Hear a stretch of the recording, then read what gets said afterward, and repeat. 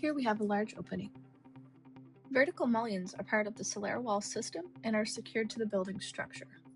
This is just meant to represent where the gaskets are installed. Those go on later. Next, install the dead load angle. Here, the brackets for the vertical mullions are fastened to the building.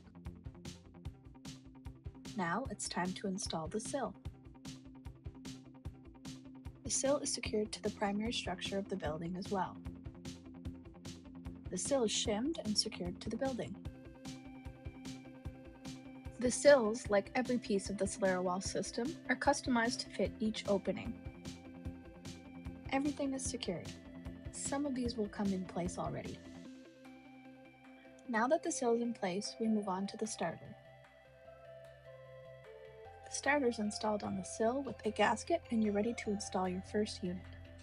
Install the U-gasket and air and water sealant in place, slide the panel in place and engage it with the setting block.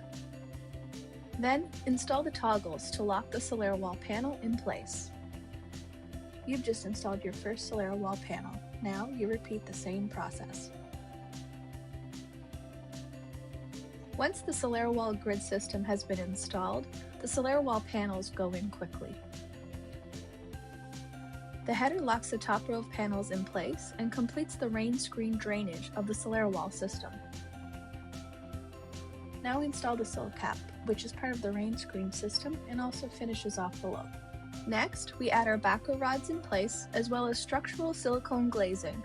The unit is now sealed and complete, both inside and out.